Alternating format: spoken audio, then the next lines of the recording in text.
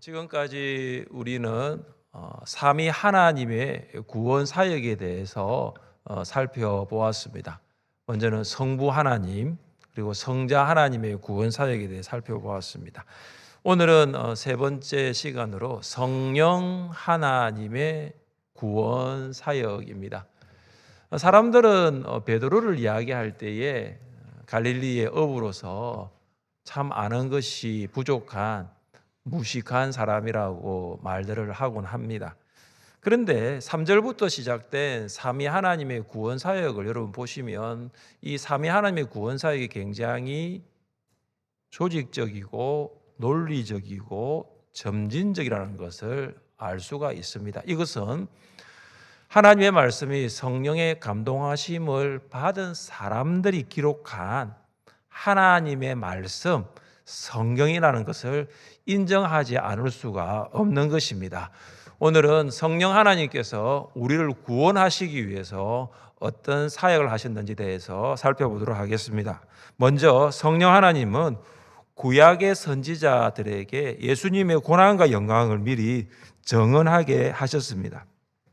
구약의 선지자들은 성령의 감동을 받아서 예수님의 고난과 영광을 정언했습니다. 10절입니다.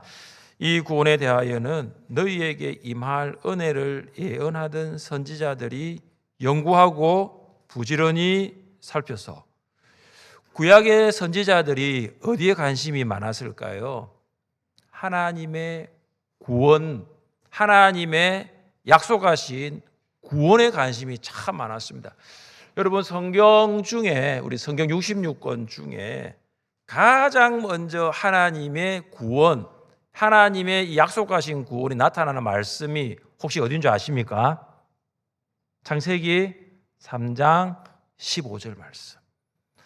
이것을 원시복음이라 그러고 최초의 복음이라 그럽니다. 우리 같이 한번 읽어보겠습니다.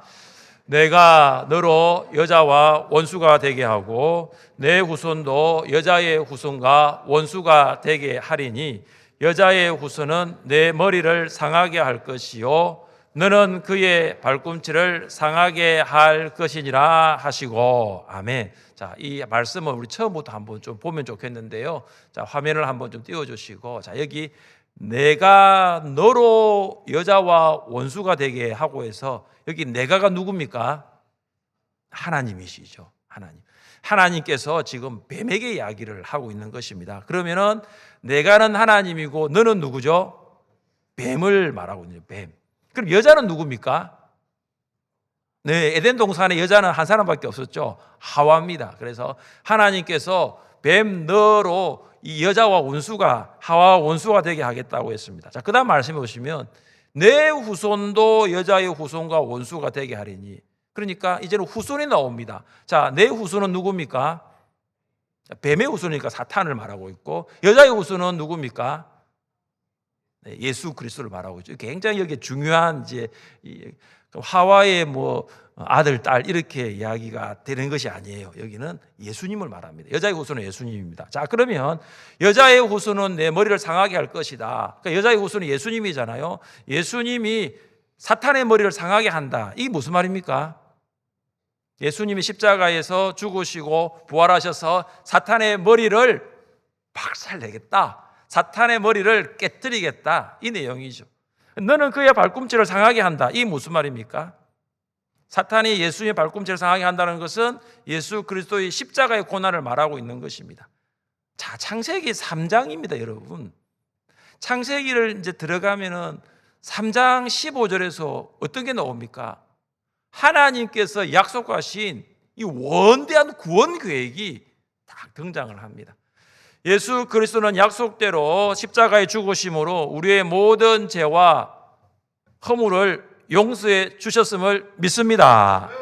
예수 그리스도 약속대로 사흘 만에 부활하셔서 사탄의 권세를 박살내신 줄 믿습니다. 예수 그리스도는 사탄의 권세 아래에 있던 죄와 사망에 포로된 우리를 자유하게 하신 줄 믿습니다. 우리는 이걸 알잖아요, 그죠? 근데 창세기 3장 15절은 뭡니까? 약속이거든요, 약속. 근데 그 구약의 선지자들이 이 하나님의 약속을 이제 어떻게 합니까? 우리 10절 말씀을 한 번 더 보십시오. 10절입니다. 이 구원에 대하여는 너희에게 임할 은혜를 예언하던 선지자들이 연구하고 부지런히 살펴서. 여러분 10절을 제가 두 개의 문장으로 좀 나누어서 한번 읽어드리겠습니다. 첫 번째 문장, 선지자들은 이 구원을 연구하고 부지런히 살폈습니다. 두 번째 문장, 선지자들은 너희가 받을 은혜를 예언하였습니다. 자, 이렇게 하면 조금 이해가 되고요. 자, 그렇다면 보십시오. 선지자들이 연구하고 부지런히 살폈던 구원은 이 본서의 베드로전서의 수신자들, 흩어진 성도들에게 흩어진 성도들이 받을 무엇과 같습니까? 제가 이걸 말씀드리는 것입니다. 잘 보시면 오늘 10절에 보면 구원이 나오고 그 다음 나오는 단어가 뭐냐면 은혜라는 거예요. 구약의 선지자들이 연구한 그 구원은 신약의 성도들이 받을 뭐와 같다? 은혜와 같다라는 거죠. 그래서 여러분 구원은 은혜가 됩니다. 여러분 이 베드로가 이 말씀을 사용할 때 구원과 은혜를 동요로 사용을 하고 있는 것입니다. 자, 그렇다면 사도 바울도 이 부분을 강조했습니다. 그의 서신에서 구원이 은혜라고 했거든요. 같이 한번 읽어보겠습니다. 너희는 그 은혜에 의하여 믿음으로 말미암아 구원을 받았으니 이것은 너희에게서 난 것이 아니요 하나님의 선물이라. 아멘. 구원은 사람의 행위에 대한 보상이 아니라 뭐죠? 하나님의 은혜에 대한 선물입니다. 그래서 아무도 자랑하면 안 됩니다. 아무도 자랑할 수 없습니다. 구원받은 우리가 할 수 있는 일은 하나님께 감사하고 나를 구원해 주신 하나님께 예배하고 하나님을 찬양하는 것입니다. 여기서 한 걸음 더 들어가 볼까요? 구약의 선지자들은 하나님께서 약속하신 구원을 연구하고 부지런히 살폈습니다. 자, 그러면 구원에 관련된 뭘 연구했을까? 구원과 관계된 어떤 것을 살폈을까요? 자, 11절 말씀을 같이 봅니다. 11절입니다. 자기 속에 계신 그리스도의 영이 그 받으실 고난과 후에 받으실 영광을 미리 정언하여 누구를 또한 어떠한 때를 지시하시는지 상고하니라. 아멘. 구약의 선지자들이 연구하고 살핀 두 가지가 뭡니까? 그들이 던졌던 두 가지의 질문이 있습니다. 이것입니다. 누가 구원자인가? 누가 여자의 후손인가? 이거예요. 두 번째, 언제 구원자가 오실 것인가? 도대체 여자의 후손인 이 그리스도, 그는 언제 오실 것인가? 여러분 구약 성경은 이 두 가지 질문에 대한 답을 찾아가는 과정이라고 볼 수 있습니다. 창세기부터 말라기까지 보시면 누가 구원자인가? 구원자는 누구신가? 그럼 언제 이 구원자가 오실 것인가에 대한 예표와 관련된 내용들이 참 많아요. 여러분 구약의 선지자들이 구원자를 알기 위해 말씀을 연구했을 때 어떤 일이 일어났습니까? 그들 안에 계신 그리스도의 영, 여러분 그리스도의 영이 뭐예요? 그리스도의 영이 성령이시죠.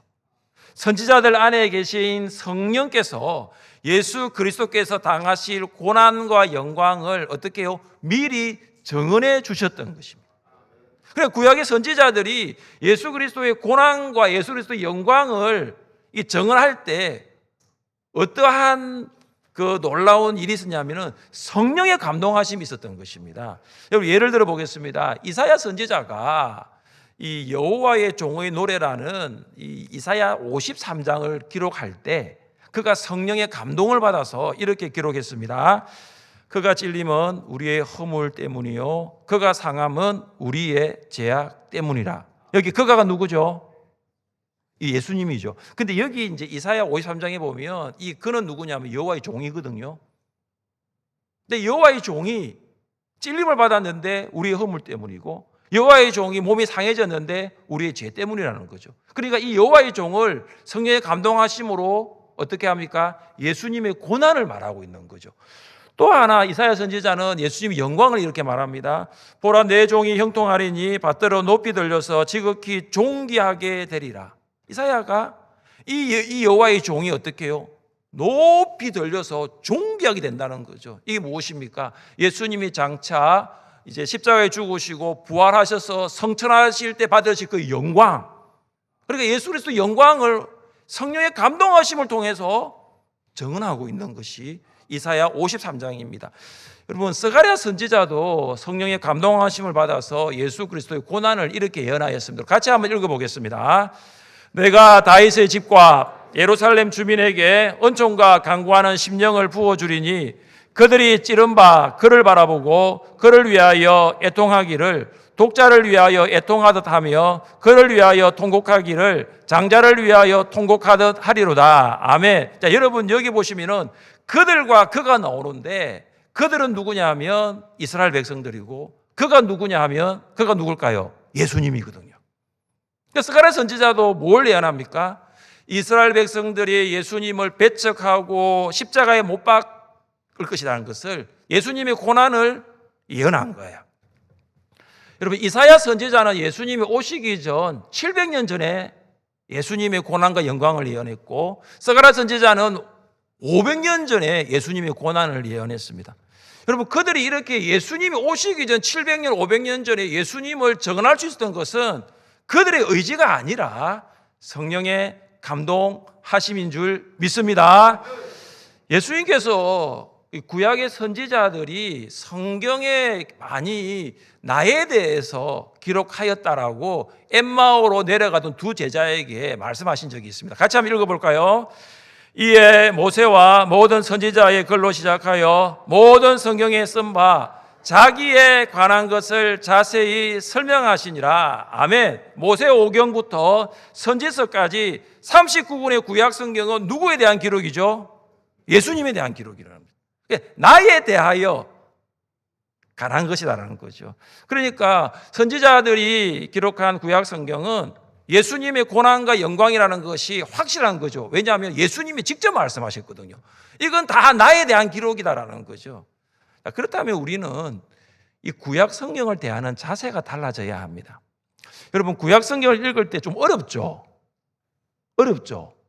안 어렵습니까? 어려워요. 뭐와 같죠? 역사와 같죠. 이스라엘의 역사. 아니, 우리나라 역사도 모르는데 막 이스라엘의 역사책 같은 느낌을 구약 성경 읽을 때 받죠. 여러분, 구약 성경은 이스라엘의 역사를 담고 있기는 하지만 이스라엘 역사책은 아니에요. 그래서 구약 성경을 어떻게 읽어야 되죠? 역사의 관점에서 읽는 것이 아니라 예수 그리스도의 관점에서 읽어야 합니다. 미국 칼빈 신학교 구약학 교수인 마이클 윌리엄스가 이런 책을 폈어요. 예수 렌즈로 성경을 어떻게 읽을 것인가? 여러분, 예수 렌즈로 성경을 어떻게 읽을 것인가? 그러면서 그가 이렇게 말을 합니다. 예수 렌즈로 성경을 읽으면 원래 의도에 맞게 성경을 읽는 것이다. 그렇게 되면 예수님에게 중심을 두고 있는 하나님의 원대한 구원 계획에 제대로 초점을 맞춰서 성경을 읽고 이해하고 가르치고 설교할 수 있다. 그러니까 예수 그리스도의 렌즈로 성경을 읽으라는 거죠. 그러면 뭐가 보인다? 하나님의 원대한 구원 계획이 보인다는 거예요. 여러분, 구약 성경 중에 좀 읽기 어려운 책이 뭐예요? 레위기. 그래서 레위기가 위기예요, 위기. 레위기. 예. 아주 위기를 만나죠. 레위기 좀 가면요. 근데 레위기가 좀 어려워요. 그래서 창세기 출애굽기는 좀 재미있거든요. 창세기 출애굽기 와 가다가 그다음 레위기에서 덮어버리죠. 여러분, 이 마이클 윌리엄스가 이 레위기도 예수 그리스도의 렌즈로 보라고 합니다. 그러니까 우리가 거기 보면요, 제사가 많이 나와요. 하나님께서 이 제사를 이야기하면서 진짜 어디에 초점을 맞추고 있느냐, 딱 두 가지거든요.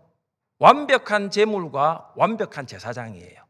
그러면 완벽한 제물은 이 세상에 없어요. 더군다나 완벽한 제사장도 없어요. 그러면 완벽한 제물과 흠없는 제물과 완벽한 제사장은 누구죠? 예수님밖에 없잖아요.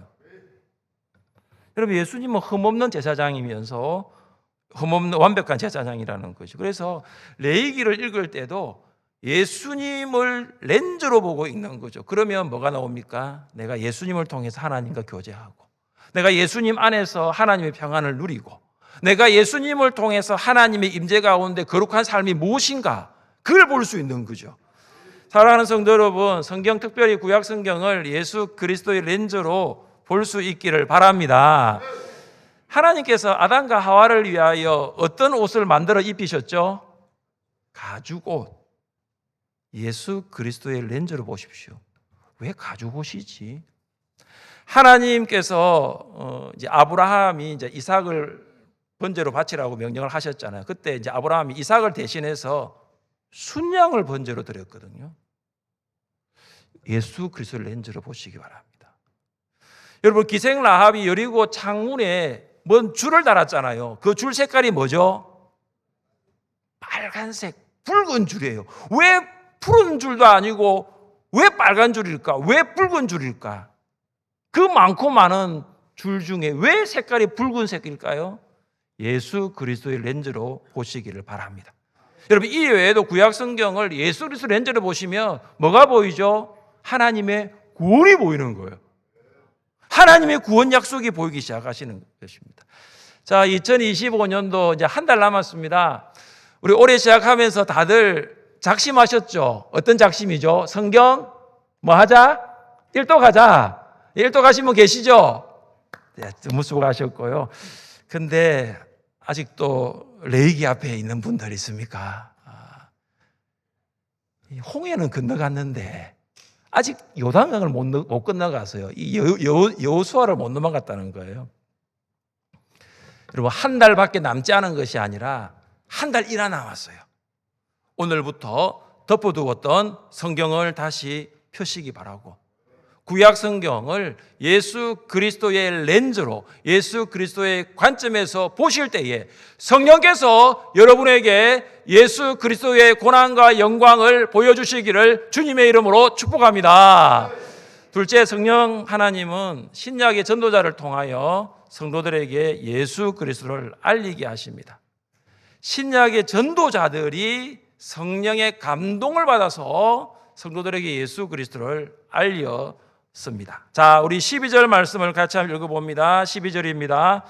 이 성기마가 자기를 위한 것이 아니요 너희를 위한 것임이 계시로 알게 되었으니 이것은 하늘로부터 보내신 성령을 힘입어 복음을 전하는 자들로 이제 너희에게 알린 것이요 천사들도 살펴보기를 원하는 것이니라. 아멘.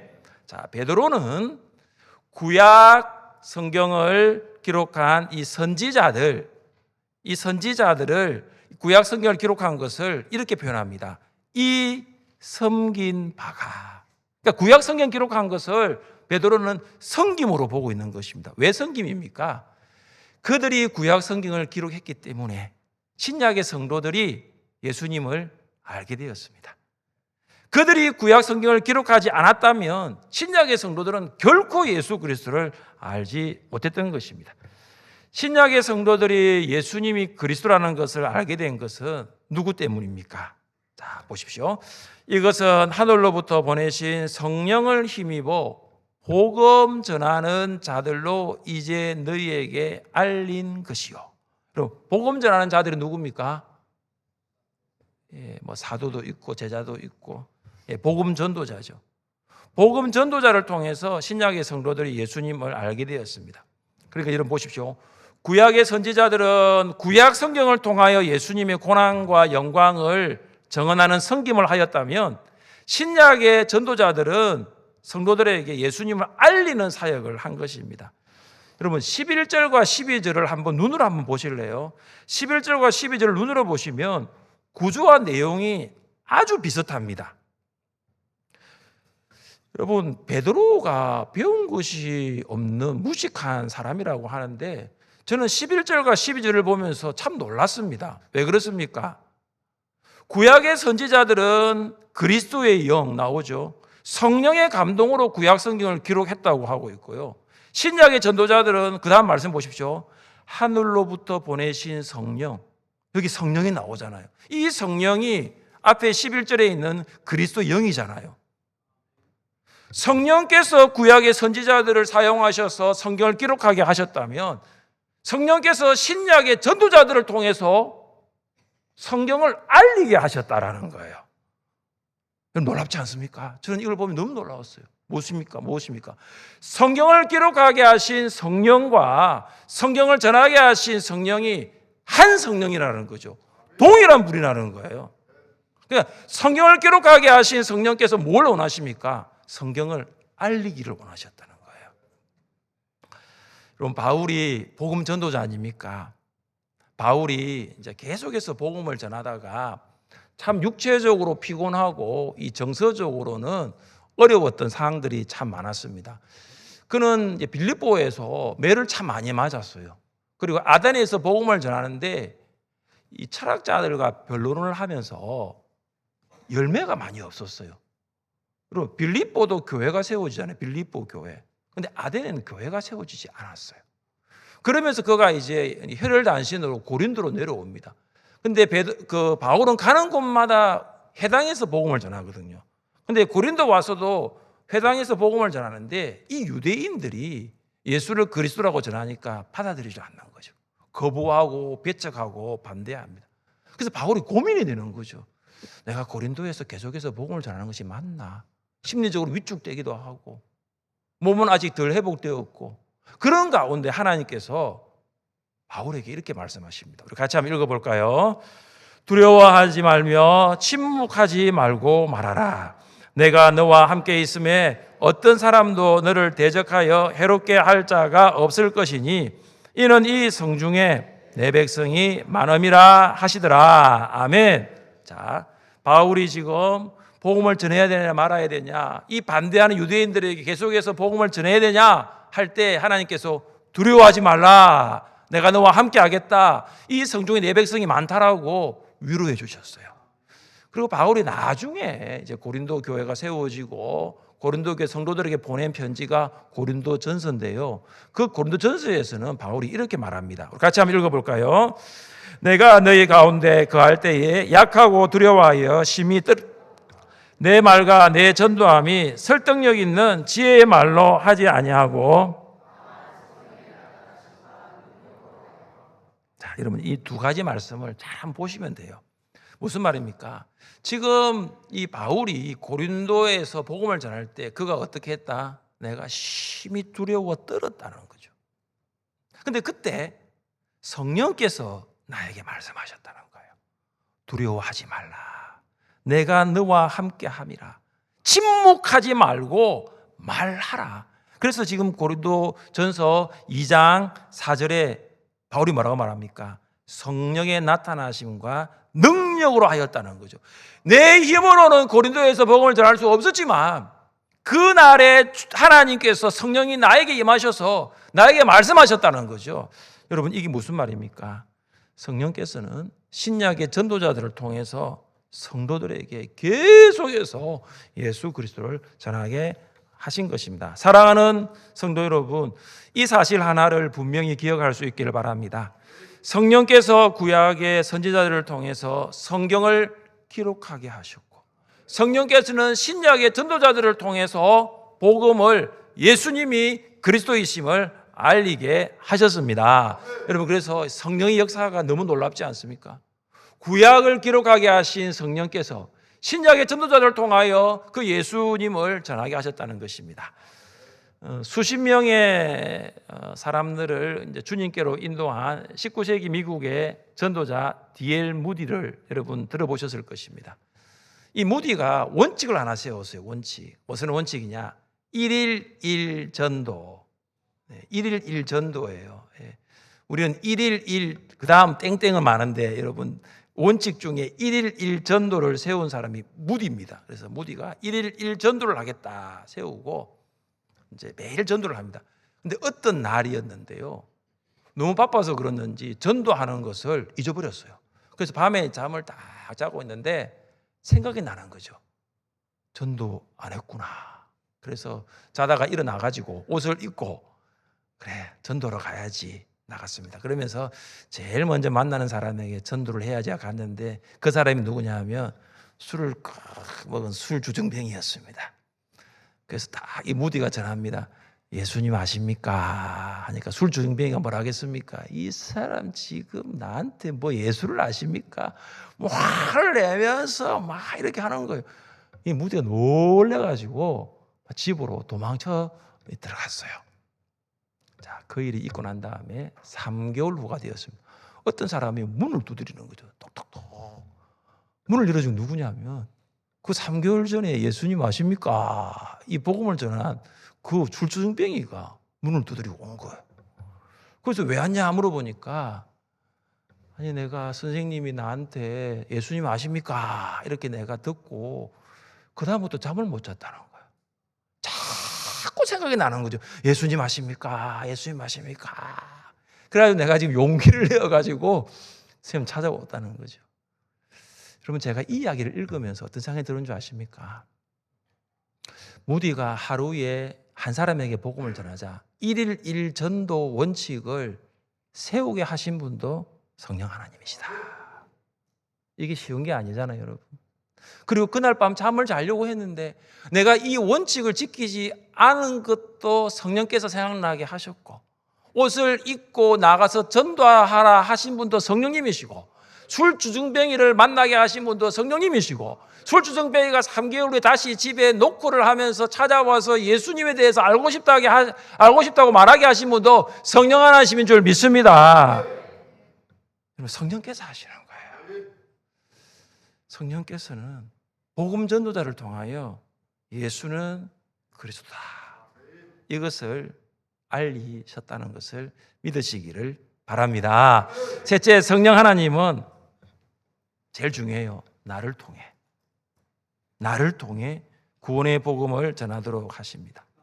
천사를 통해가 아니고요, 나를 통해요. 자, 12절 말씀 한 번 더 읽어볼까요? 12절입니다. 이 성기마가 자기를 위한 것이 아니요 너희를 위한 것임이 계시로 알게 되었으니 이것은 하늘로부터 보내신 성령을 힘입어 복음을 전하는 자들로 이제 너희에게 알린 것이요 천사들도 살펴보기를 원하는 것이니라. 아멘. 자, 베드로는 전도자들이 성령의 능력으로 복음 전하는 것을 알리면서 마지막에 보십시오. 천사들도 살펴보기를 원하는 것이니라고 했습니다. 이 복음을 천사들도 살펴보기를 원했다는 것입니다. 살펴본다는 것은 의미를 알기 위해서 노력하다, 애쓰다입니다. 여러분, 천사들도 하나님의 구원 계획이 궁금했던 것 같아요. 근데 여러분, 천사들은 하나님의 구원 계획을 살펴본다고 아는 것이 아니에요. 한번 생각해 보세요. 만약 천사들에게 하나님의 구원 계획을 알려주셨다면 구약의 선지자들은 성경을 기록할 수가 없었을 거예요. 신약의 전도자들도 성경을 알리지 못했을 거예요. 그래서 하나님은 누구를 사용하신다? 하나님은 구약에서는 선지자, 신약에서는 전도자, 그리고 교회 시대인 오늘날에는 누구를 사용하신다? 나를 사용하시는 거예요. 교회를 사용하시는 거예요. 우리를 사용하시는 거예요. 찬송가 508장, 우리가 지금은 나그네 되어도 이 찬송의 3절 가사를 여러분 아십니까? 영생의 복락과 천국에 갈 길을 만백성 알도록 나가서 전하세. 주 예수 말씀이 이 복음 전하라 우리에게 부탁하셨네. 그 다음 주 내게 부탁하신 일 천사도 흠모하겠네. 화목케 하라신 주님 구주의 말씀을 온 세상 널리 전하세요. 예수님께서 나에게 부탁하신 일은 천사도 흠모하는 거죠. 천사가 우러러 보는 일이 바로 복음 전하는 일입니다. 성령께서는 나를 통해 구원의 복음을 전하라고 하십니다. 예수님께서 성천하시기 전 제자들에게 하신 마지막 말씀이 무엇입니까? 같이 한번 읽어보겠습니다. 오직 성령이 너희에게 임하시면 너희가 권능을 받고 예루살렘과 온 유대와 사마리아와 땅끝까지 이르러 내 증인이 되리라. 할렐루야. 이 중요한 말씀이거든요. 한 번 더 읽어보겠습니다. 시작. 오직 성령의 너희가 권능을 받고 예루살렘과 온 유대와 사마리아와 땅끝까지 이르러 내 증인이 되리라. 아멘. 예수님께서 제자들에게 말씀하십니다. 성령이 임하면 권능을 받을 것이고 너희가 권능을 받으면 예루살렘부터 땅끝까지 가서 복음을 전하는데 너희가 내 증인이 될 것이다. 여러분, 예수 증인의 시작이 무엇입니까? 오직 성령이 너희에게 임하시면입니다. 성령이 임하면 예수 증인 될 줄 믿습니다. 아주 중요한 질문입니다. 성령은 여러분에게도 임하였습니까? 여러분도 성령을 받으셨습니까? 제자들이 받은 성령과 우리가 받은 성령은 동일한 하나님이신 줄 믿습니다. 그렇다면 우리는 어떻게 됩니까? 제자들처럼 우리도 복음을 전해야 합니다. 제자들처럼 우리도 예수의 증인이 되어야 하는 것입니다. 성령께서 그걸 원하십니다. 창세기 3장 15절에 기록된 하나님의 그 놀라운 구원 계획을 선지자들을 통하여서 하나님이 증언하게 하셨고, 신약 시대에는 복음 전도자를 통하여서 그것을 알리게 하셨고, 지금은 교회를 통해서, 여러분을 통해서 성령께서는 복음을 전하게 하시는 줄 믿습니다. 지난 VIP 초청 잔치 때 정말 많은 VIP들이 교회를 방문했습니다. 그런 VIP들이 교회를 방문할 수 있었던 것은 저는 성령의 능력인 줄 믿습니다. 성령께서 여러분을 쓰셨어요. 성령께서 여러분을 통해서 복음을 전하게 하셨기 때문입니다. 지금도 성령께서는 여러분을 통하여 복음을 전하기를 원하십니다. 성령의 음성에 순종하고 우리를 통해서 죽어가는 영혼들이 살아날 수 있기를 주님의 이름으로 축복합니다. 우리 일어나셔서 함께 손뼉치며 찬양합시다.